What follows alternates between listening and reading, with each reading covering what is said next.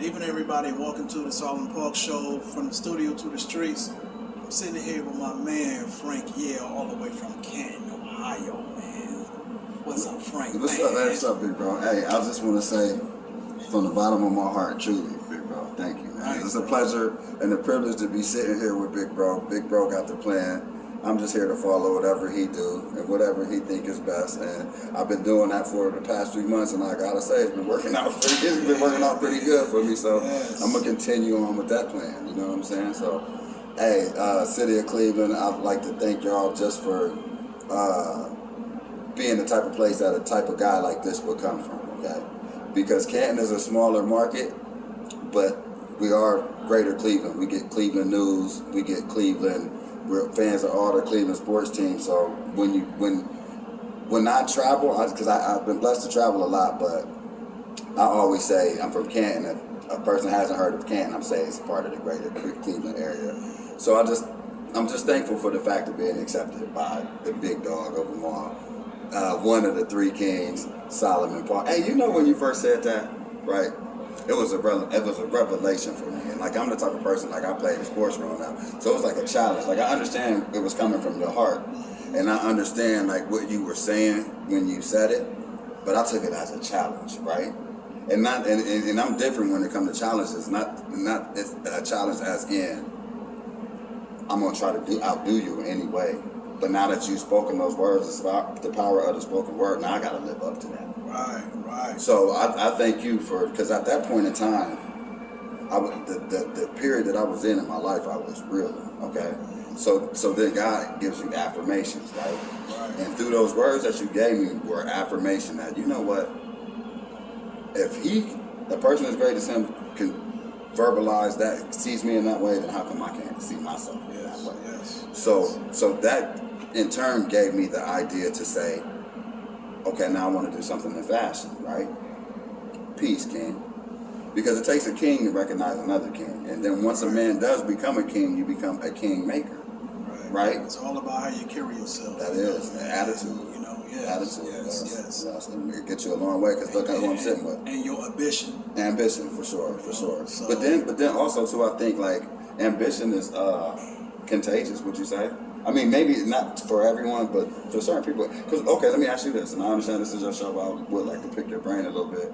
Where does your ambition come from? Because obviously you're in the fitness, so that means that you have ambition to keep your body. My ambition come from, ever since I was a little kid, it's like I was working. I learned how to run a scrubber and a buffer when I was in elementary. Okay. Yeah. So that's work. Yeah. It's nothing that I couldn't do. Right. Yeah. And I always put myself to the test, and I always wanted to be great. Right. Everything that I do. Right. And I want good things, and better things in life. For sure. And the only way to get that, you gotta work, sacrifice everything, man. Because one thing about work is no one else can do it for you. Exactly. People can help you spend your money, but people can't go to your job and do your job for you. So work is just something that you gotta do on your own. And I pray to thank God every day, man. For sure. God is God first. God second. First. And believe it or not, man, that's what keep me going. For sure. Now, when did you come to that realization in your life that God had to? Since I came out the mother's womb, that I can understand, because I grew up in the church. Okay, all right, so, and sometimes when people say, I grew up in the church, but sometimes, Yeah, but the thing about growing up in the church is, like, some of the ideas and the principles that you were taught may not dawn on you until later, right? No, it's been with me, like I say, some people, other people's different, but you know what? I ain't saying I'm perfect now, because, no one is. But out here in life, it's things that I didn't go further.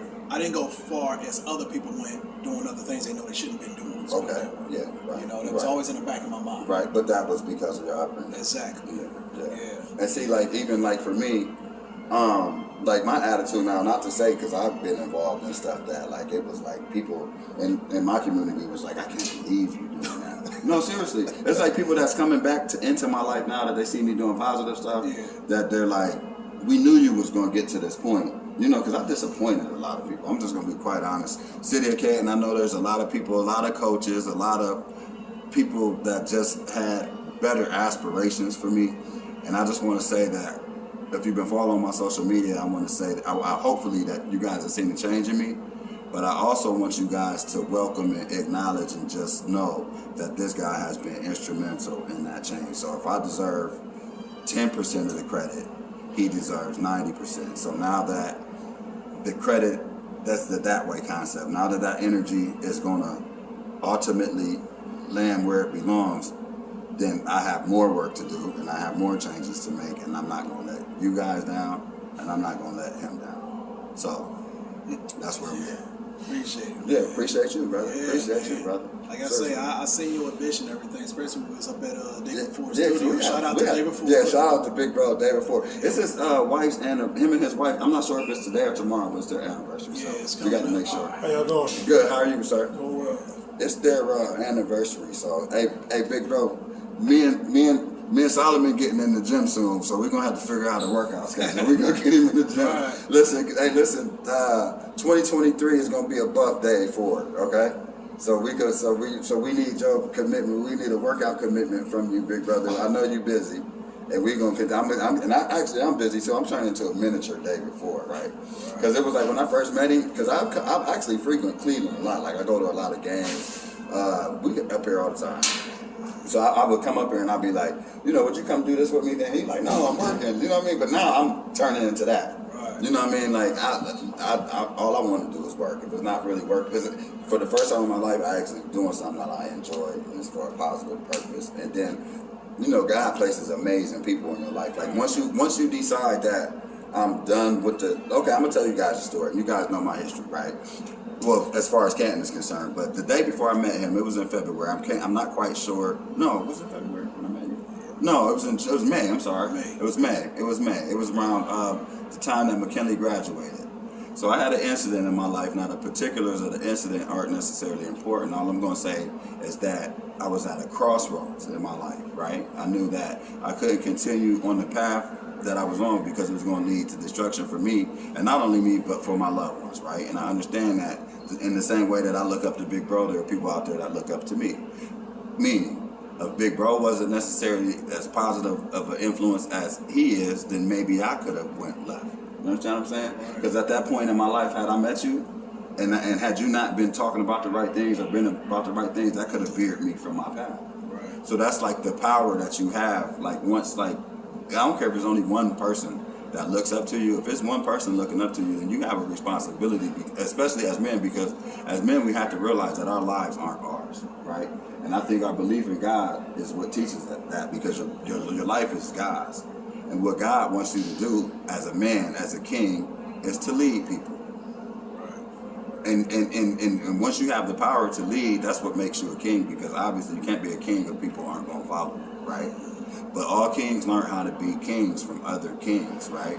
So you got a good king and a bad king. So I don't want to lead people to destruction. So, but had you been on a destructive path, then at that moment when I met you, then I may have continued on my destructive path. Like they always say, you got to lead with example. You gotta First lead by impression example. is a lot. It means a lot. It is. And I also want to say,